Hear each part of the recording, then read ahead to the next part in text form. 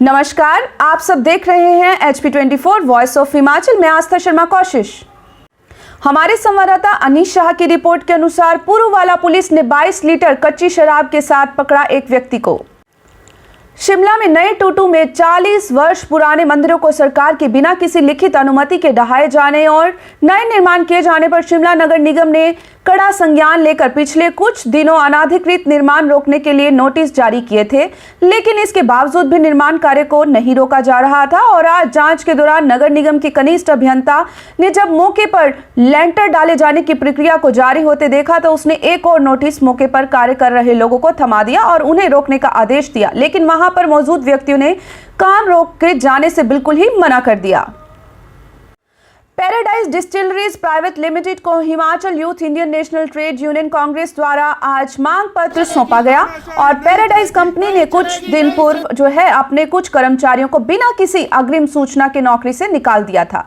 आइए जानते हैं INTUC के यूथ विंग के क्या कहना है। मजदूर एकता जिंदाबाद, मजदूर एकता जिंदाबाद। तानाशाही नहीं चलेगी, नहीं चलेगी, नहीं चलेगी। हमने पहले भी इनको एक बार इन्होंने कहा था कि आपके साथ बातचीत की जाएगी और मजदूरों को यहाँ पे रखा जाएगा, और हम यहाँ पे आए थे तो इन्होंने कोई बात नहीं की अभी तक, ना इनका कोई प्रबंधक बात करने को तैयार होता है। इन्होंने सिर्फ और सिर्फ पूरी बात टाल दी है एक्साइज इंस्पेक्टर के ऊपर कि एक्साइज इंस्पेक्टर जब आएंगे तब जाके बात होगी। मेरी समझ में ये नहीं आता ये क्या कंपनी क्या ये एक्साइज इंस्पेक्टर के कहने से चल रही है, मैं ये जानना चाहता हूँ। और दूसरी बात है, मैंने लेबर इंस्पेक्टर को भी बोला था एक बार यहाँ पे विज़िट करे, एक बार यहाँ ये तो पता करे कि कितने % यहाँ पे हिमाचली काम कर रहे हैं, क्या उनकी सैलरियाँ जितनी भी सैलरियाँ हैं उनकी वो उनके अकाउंट में डल रही हैं। 4-4 साल से ये लोग काम कर रहे हैं, अब इनको निकाला जा रहा है। ये सिर्फ इसलिए निकाला जा रहा है कि ये इनकी सीनियोरिटी मारी जाए और इनके जो 5 साल बाद इनको ग्रेजुटी मिलेगी वो ग्रेजुटी का ये हकदार ना हो।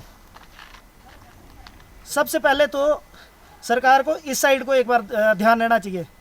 दूसरी बात, अगर इनकी डिमांड ये जो क्या डिमांड है, एक लोकल है यहाँ के, एक भी वर्कर, ये लोकल वर्कर सारे हैं यहाँ के, इनको यहाँ पे काम नहीं मिलेगा। लोग यहाँ पे बड़े बड़े लोग आके कारखाने लगा देते हैं, फैक्ट्रियाँ लगा देते हैं, और यहाँ लोकल लोगों के लिए काम नहीं है। लोकल लोगों को जब मर्जी तब बाहर निकाल दिया जाता है।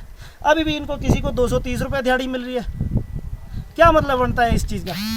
मैं जानना चाहता हूँ, जब मिनिमम जो स्केल है वो 7500 रुपये है, क्यों किया फिर सरकार ने 7500 रुपये? अगर इनको अभी ये स्केल नहीं दिया जा रहा है, यहाँ पे अकाउंट में इनके सैलरी नहीं डलती है, आई कार्ड इनके पास नहीं है, PF इनका नहीं कटता है, और अभी तक पूरा लेबर डिपार्टमेंट अभी तक आंखें बंद करके बैठा है।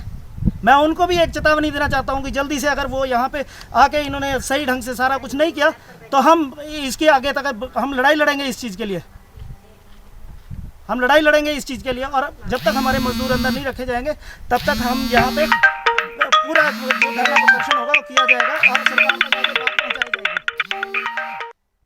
तानाशाही नहीं चलेगी, नहीं चलेगी, नहीं चलेगी।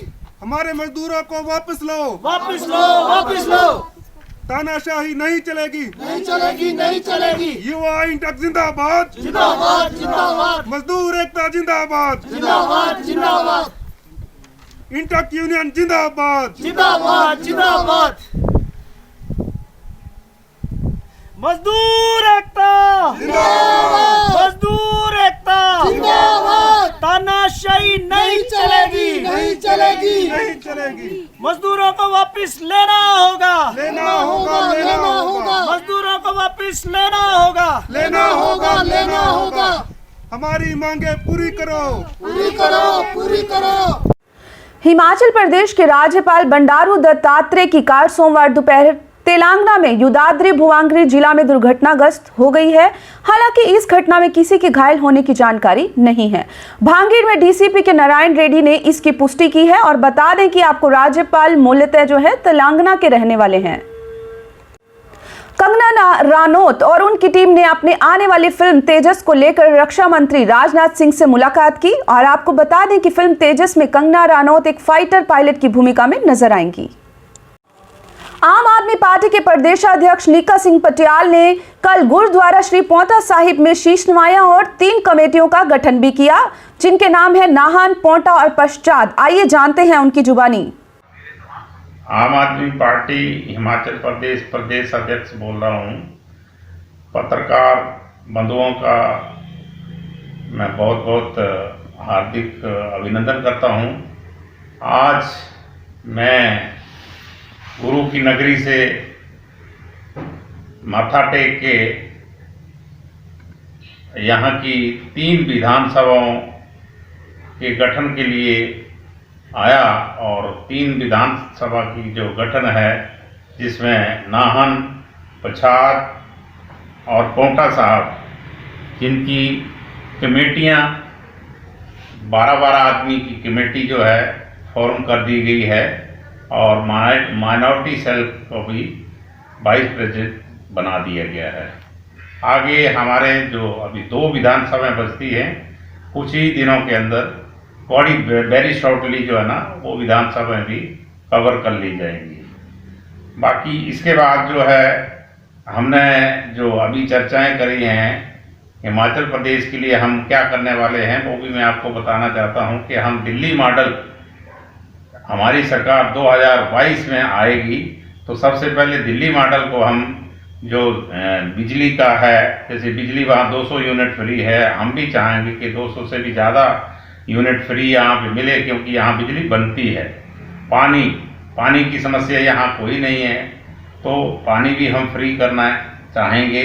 सीमेंट का मुद्दा है जो यहाँ महंगा बिकता है, बनता है यहाँ पे, खनन यहाँ पे होता है, और रोजगार की बहुत समस्या यहाँ पे है, क्योंकि बाहर की कंपनियां यहाँ काम करती हैं, प्रोजेक्ट्स यहाँ लगे हुए हैं।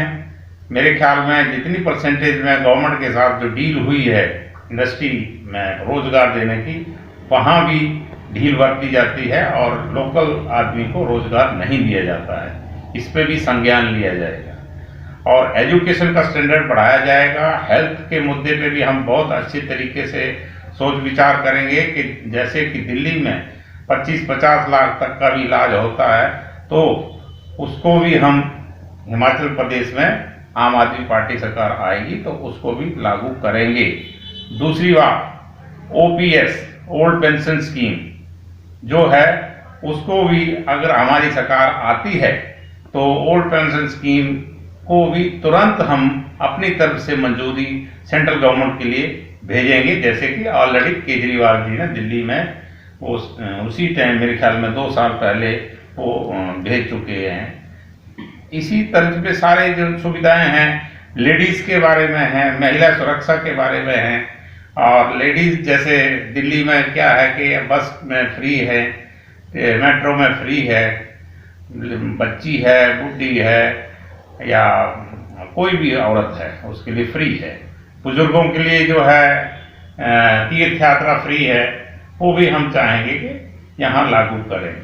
तो फिर प्रश्न उठता है कि ये अब हम कैसे करेंगे, उसके लिए हम विचार करेंगे कि कैसे हम फंड्स जनरेट कर पाएँ, वो भी एक मुद्दा उठता है।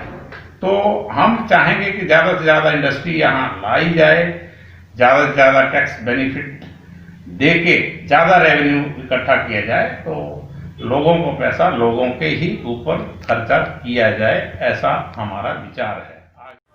हमारे संवाददाता करमजीत सिंह की रिपोर्ट के अनुसार हिमाचल प्रदेश भाजपा महिला मोर्चा बीजेपी राष्ट्रीय अध्यक्ष श्री जगत प्रकाश नड्डा जी के काफिले पर ममता बनर्जी के उकसाने पर उनके लोगों द्वारा किए गए हमले की कड़ी शब्दों में निंदा करता है और हिमाचल प्रदेश भाजपा महिला मोर्चा यह मांग करता है कि ममता बनर्जी इस हमले की जिम्मेदारी लेते हुए राष्ट्रीय अध्यक्ष से माफी मांगे। आइए जानते हैं। नमस्कार। हिमाचल भाजपा महिला मोर्चा जेपी नड्डा जी जो हमारे राष्ट्रीय अध्यक्ष हैं, उनके ऊपर ममता बनर्जी के उकसाने पर उनके गुंडों ने जो हमला किया है उसकी कड़ी निंदा करती है और ये एक बहुत ही दुर्भाग्यपूर्ण और शर्मनाक घटना है। इसी के चलते हमारी भाजपा महिला मोर्चा की तरफ से हम हर जिले से ये एक पोस्ट कार्ड पर ममता बनर्जी को पत्र लिख रहे हैं, जिसमें हम उन्हें साफ साफ कह रहे हैं कि जो ममता जी ने ये शर्मनाक कार्य किया है, ये महिलाओं के नाम पर एक बहुत ही बड़ा काला धब्बा है ममता जी, और हम उन्हें ये चेतावनी देना चाहती है भाजपा महिला मोर्चा हिमाचल की महिलाएं कि हम बहुत जल्दी ही वहां पर अपना कमल खिलाएंगी। और उन्होंने जो ये शर्मनाक घटना करी है, जो उन्होंने हमारे राष्ट्रीय अध्यक्ष को पर हमला करवाया है, उसके लिए हम उनसे साफ साफ ये बात कह रहे हैं कि वो हमारे अध्यक्ष जी से माफी मांगे और जो ये काम उन्होंने किया है इसको कम से कम वो ये तो देखें कि वो कर क्या रही हैं। और एक चीज इसके साथ साथ मैं ये जरूर कहना चाहूंगी कि जैसे आज आप देख रहे हैं कि हमारा पूरा भारतवर्ष बिल्कुल अमन और शांति में है, क्या मैं एक सवाल आपसे पूछ सकती हूँ कि जो कार्य हमारे बीजेपी के राष्ट्रीय अध्यक्ष जेपी नड्डा जी के साथ हुआ, जो हमला उनके ऊपर हुआ, अगर किसी और पार्टी द्वारा कि उनके किसी अध्यक्ष पर ये किया गया होता तो क्या इतनी ही अमन और शांति होती? इसीलिए हमारी बीजेपी का शुरू से ही, हमारी भाजपा का शुरू से ही यही एक उनका स्लोगन भी रहा है और यही कर्तव्य भी रहा है कि सबका साथ और सबका विकास। धन्यवाद। पिया तो रखे सा अभिमान,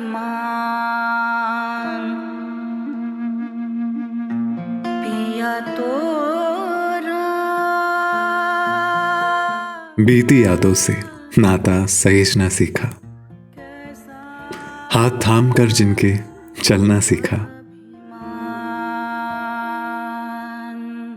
गिरने लगती जब तो उनसे संभलना सीखा। पिया तो रखे सा अभिमान, उनकी डांट से खुद को तराशना सीखा। पिया तो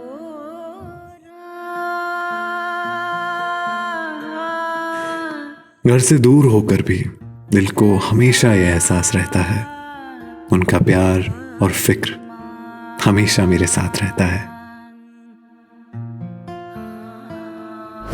भूषण ज्वेलर्स, अनमोल रिश्तों के लिए। हमारे संवाददाता अनीश शाह की रिपोर्ट के अनुसार आज पांवटा साहिब में भाई पॉइंट पर भाजपा महिला मोर्चा द्वारा खुद बनाए हुए मास्क पब्लिक में वितरित किए गए और उन्होंने कुछ बातें जो है पब्लिक के सामने पेश की। आइए जानते हैं कि उनका क्या कहना है। बहुत ज्यादा है, लेकिन थोड़ा सा आजकल क्या हो गया है कि कुछ लोग मास्क तो सबके पास है, वो यूं रहते हैं या तो फिर वो पॉकेट के अंदर रहते हैं। तो अब लोगों को थोड़ा डर लगने लगा है कि हमें कहीं पे भी ये लेडीज भी रोक सकती हैं पुलिस के साथ साथ। तो चाहे शर्मिंदगी में कहो या फिर इसको अवेयरनेस के तौर पे कहो, वो मास्क को अच्छे से प्रॉपर तरीके से लगा रहे हैं और इस बात की मुझे बहुत खुशी है कि लोगों में ये जागरूकता है। जैसे जैसे हमारे को दिशा निर्देश प्रदेश से आते रहेंगे वो हम अप्लाई करते रहेंगे। और वैसे भी महिला मोर्चा तो प्रॉपर मास्क बना ही रही हैं और वैसे भी वितरण कर ही रही हैं और वो करती भी रहेंगी। पक्का आ जाएगी ना? मैं प्रदेश कार्य समिति की मेंबर होने के नाते मुझे आज शिवानी शर्मा ने आह्वान दिया कि मैडम आपने ज़रूर पहुंचना है और हमने मास्क बांटने हैं। तो आज हम यहाँ पर मास्क बांटने के लिए बैठे हुए हैं और जो लोगों को रोक के मास्क दे रहे हैं और इस बात से उनको सुचारू रूप से तैयार कर रहे हैं कि 2 गज जरूरी, मास्क है ज़रूरी। इस लोगों को देखते हुए ये आपके हित के लिए भी ठीक है, प्रदेश के हित के लिए भी ठीक है। और इन सबको देखते हुए मास्क और सैनिटाइजर लाए थे, वो हम बांट रहे। तकरीबन 500 पहले भी 11 तारीख को बांट चुके हैं, तो इतने ही हम आज भी बांट चुके हैं और हम घर घर इस मास्क को खुद बना रहे हैं। महिलाएं खुद हिम्मत कर रही बनाने की और इसी तरीके से हम सबको बनाएंगे और अपने प्रदेश से कम इस बीमारी महामारी को जल्द से जल्द जयराम जी के प्रदेश में दूर करेंगे। धन्यवाद।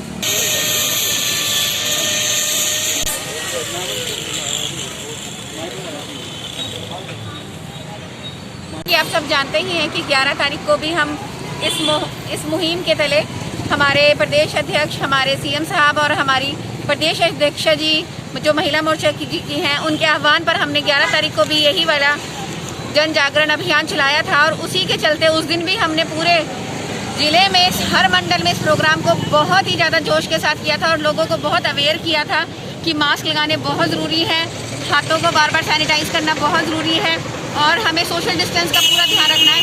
इसी अभियान के चलते, इसी जन जागरण अभियान के चलते आज फिर से इस मुहिम को हमने दोबारा से सामने लाया है और आज फिर से हमने हर मंडल में यही प्रोग्राम दोबारा से किया है ताकि लोगों में ये अवेयरनेस बनी रहे कि हमें मास्क जरूर लगाने हैं, हमें सोशल डिस्टेंस का ध्यान रखना है, साथ ही साथ हमें कुछ वक्त के बाद अपने हाथों को सैनिटाइज करते रहना है।